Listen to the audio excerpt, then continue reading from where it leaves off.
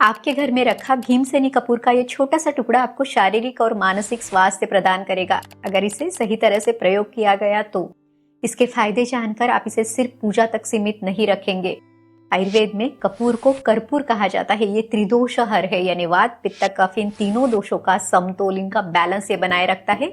तो वात पित्त कफ की तीनों की बीमारियों में ये बहुत अच्छी ऐसी औषधि है। तो आज हम इसका पूरा शास्त्रीय आयुर्वेदिक रिव्यू जानने वाले हैं। इसके सबसे बड़े 7 फायदे कौन से हैं, सावधानी आपने क्या लेनी है, इसके गलत तरह से प्रयोग करने से आपको कौन सा नुकसान हो सकता है, तो इसकी पूरी जानकारी हम इस वीडियो में लेंगे। आखिर तक हमारे साथ बने रहिए।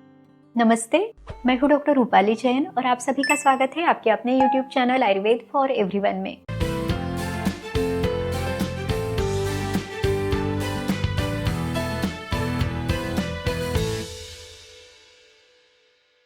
कपूर लघु और तीक्ष्ण है, यानी इसमें हल्कापन है और तीक्ष्णता है। इसका स्वाद कैसा है, तो तिक्त कटु मधुर, यानी कड़वा सा, तीखा सा, हल्का मीठा सा इसका स्वाद है।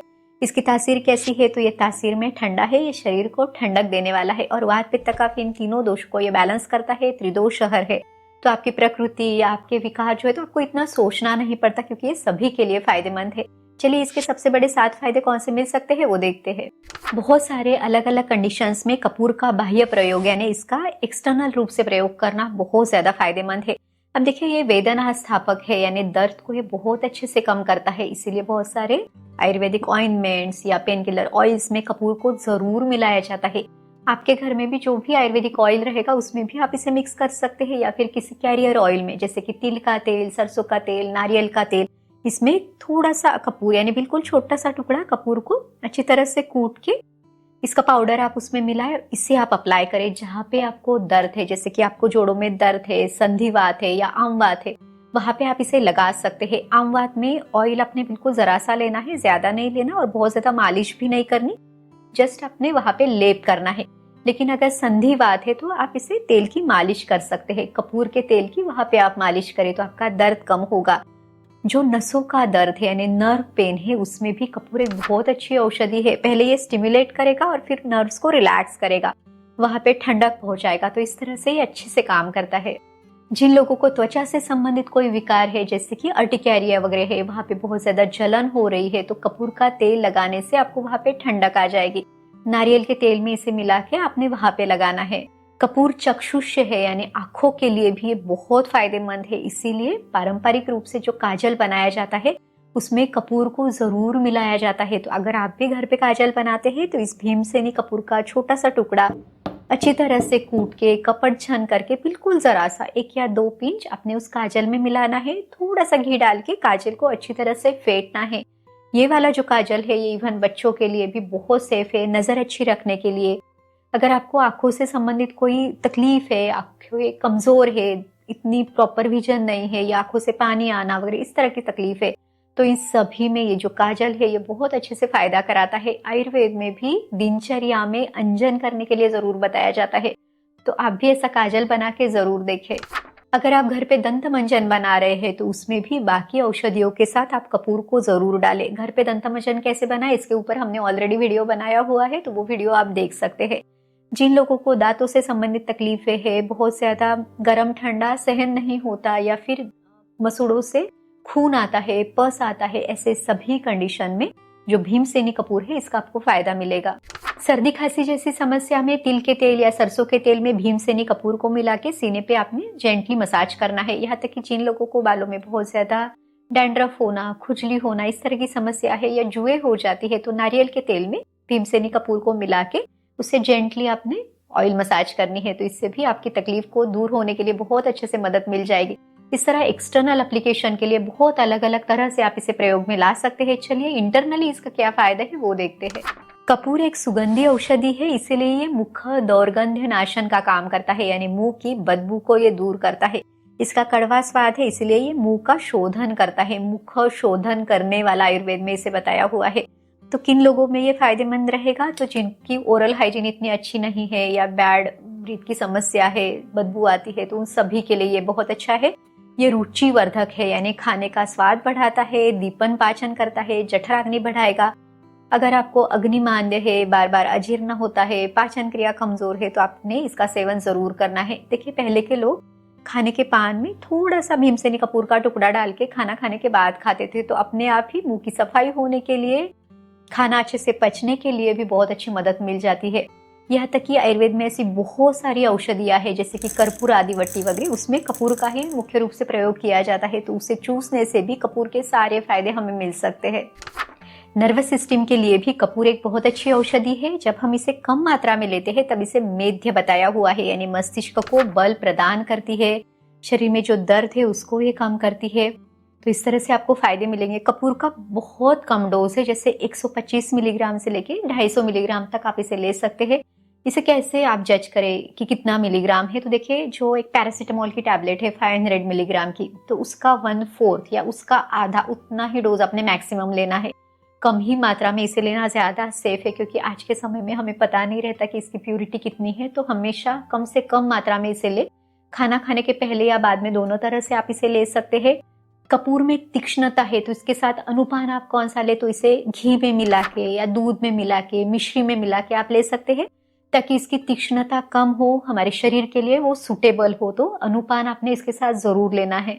नर्व से संबंधित किस तरह के विकारों में ये फायदा करेगी, तो ऐसे लोग जिनको शरीर में कंप रहता है या शरीर में कोई वात विकार है, दर्द है, तो इस दर्द को ये कम करेगी। इवन जिन लोगों को झटके आना जैसी कोई बीमारी है, तो वो अपने रेगुलर मेडिसिन के साथ ही इसका प्रयोग कर सकते हैं।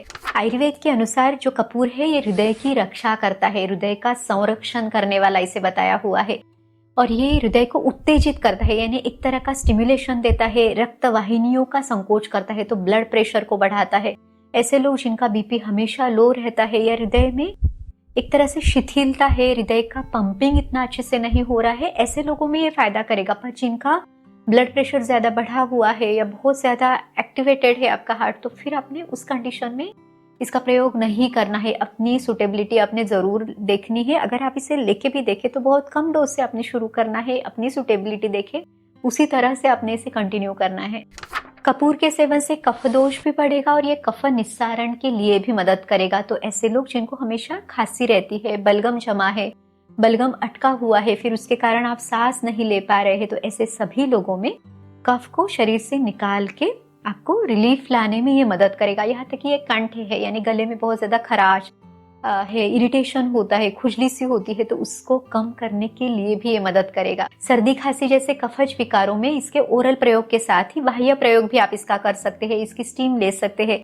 तो स्टीमर में आप थोड़ा सा पानी डाल के कपूर थोड़ा सा डालें, टुकड़े छोटे छोटे बना के, और उसकी स्टीम आपने लेना है। यहाँ तक कि कपूर को थोड़े से तिल के तेल में या सरसों के तेल में मिला के अपने उसका लेप करना है। तो माथे पे आप लेप करें, अगर साइनस में पेन है तो वहां पे आपने लेप करना है, सीने पे करना है। तो इस तरह से दोनों तरह से आपको इसके फायदे मिल सकते हैं। कपूर को आयुर्वेद में मूत्रल बताया हुआ है, यानी एक तरह से ये नेचुरल डायूरेटिक है, यूरिन को पूरा क्लियर होने के लिए मदद करेगा। अगर आपको यूरिन रुक के होता है, ड्रिबलिंग है, पूरी तरह से साफ नहीं होता, यहाँ तक कि यूरिन में इन्फेक्शन बार बार हो जाता है, पस सेल्स है, आपको कोई तकलीफ है, जलन होती है, तो इन सभी में कपूर का सेवन फायदेमंद रहेगा। हमने देखा कि ये वात पित्त कफ तीनों दोषों पे असर करता है, तो तीनों से संबंधित तकलीफों में ये बहुत अच्छी ऐसी औषधि है। कपूर का जब अल्प मात्रा में प्रयोग किया जाता है तब इसे वाजीकरण औषधि के रूप में बताया हुआ है। ये कामेच्छा को बढ़ाती है, लेकिन जब इसे अधिक मात्रा में प्रयोग किया जाता है तब ये उल्टा अवसादन का काम करती है। तो हमेशा इसे कम से कम मात्रा में ही लेना सही रहेगा। इसी के साथ ये स्तन्य शमन का भी काम करती है, यानी जिन महिलाओं में डिलीवरी के बाद बहुत ज्यादा दूध आता है तो उस दूध को कम करने के लिए इसका लोकली लेप भी किया जाता है। अब देखिए ये बहुत अलग तरह से इसकी प्रॉपर्टी है। जनरली हमने देखा है कि स्तन्य को बढ़ाने वाली बहुत सारी औषधियां है, लेकिन ये एक्सेसिव मिल्क प्रोडक्शन को कम करने के लिए मदद करती है। तो अपने लिए इसका सही तरह से आप प्रयोग कर सकते हैं। कपूर के और भी बहुत सारे प्रैक्टिकल बेनिफिट्स है जो प्रूवन है, जैसे कि ये मन को शांत रिलैक्स करने के लिए, मन की एकाग्रता को बढ़ाने के लिए मदद करता है। आप एरोमा थेरेपी में इसका प्रयोग कर सकते हैं। तो थोड़े से पानी में आप कपूर के छोटे छोटे टुकड़े डालें, इसमें आप चाहे तो 2-4 ड्रॉप इसेंशियल ऑयल डाल सकते हैं ताकि और अच्छा रिजल्ट मिले। कपूर एक बहुत ही नेचुरल ऐसा मॉस्किटो रिपेलेंट है जो मच्छरों से, जीवाणुओं से हमारी रक्षा करता है। तो जब आप इसे पूजा में, हवन में यूज करते हैं तो ये सुगंधी है, तो घर का माहौल बहुत अच्छा लगता है, मन प्रसन्न होता है, शांत होता है। यहाँ तक कि घर में पॉजिटिविटी आने के लिए भी इसकी मदद मिलती है। अब तक हमने कपूर के सबसे बड़े से 7 फायदे कौन से हैं वो देखा, लेकिन अगर आप कपूर को ज्यादा दिनों तक लेते हैं, लगातार लेते हैं या ज्यादा मात्रा में लेते हैं तो ये विष के समान लक्षण उत्पन्न करता है। इसको भी 2 कैटेगरी में आयुर्वेद में वर्णन किया गया है। एक है जीर्ण विष लक्षण और एक है तीव्र यानी एक्यूट कंडीशन में कौन से आपको साइड इफेक्ट दिखेंगे और क्रॉनिक कंडीशन में आपको कौन से दिखेंगे, वो दोनों अलग अलग तरह से बताए हुए हैं।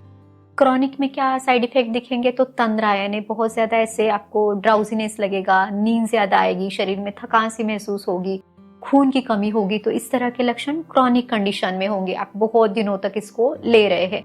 लेकिन अगर आप ज्यादा मात्रा में इसे ले तो फिर क्या होगा, तो फिर बहुत ज्यादा जी मचलाना, पेट में दर्द होना, उल्टी होना, बहुत अलग भी इससे ज्यादा भी साइड इफेक्ट इसके दिख सकते हैं। आयुर्वेद में इसकी चिकित्सा क्या बताई हुई है, तो सबसे पहले उन्होंने शोधन करने के लिए बताया हुआ है, यानी वमन और विरेचन के द्वारा शरीर में जमा पड़ा ये जो कपूर है इसको निकालने के लिए बताया हुआ है, और उसके बाद आयुर्वेदिक औषधि देने के लिए बताया है। पर इसको हमेशा कम से कम मात्रा में सेफली लेना ही ज्यादा सही रहेगा। तो हमेशा अपनी सुटेबिलिटी देखे, आप थोड़ा सा रुक के बाद में फिर से इसे कंटिन्यू कर सकते हैं ताकि आपको इसके सभी फायदे तो मिले पर कोई भी नुकसान ना हो। इस तरह से आज के वीडियो में हमने कपूर का पूरा शास्त्रीय आयुर्वेदिक रिव्यू जाना है। उम्मीद है इस वीडियो में आपने कुछ ना कुछ नया जरूर सीखा होगा। ये वीडियो आपकी मदद जरूर करेगा। इस वीडियो को लाइक करना ना भूले, इसे अपने दोस्तों और रिश्तेदारों के साथ भी जरूर शेयर करें ताकि उनको भी आयुर्वेद का ज्ञान पता चले। और अगर आप चैनल पे नए हैं, पहली बार वीडियो देख रहे हैं, तो आयुर्वेद की सही जानकारी के लिए इसे सब्सक्राइब करना भी ना भूले। चलिए मिलते हैं अगले वीडियो में। आयुर्वेद को अपनाइए, स्वस्थ रहिए। नमस्ते।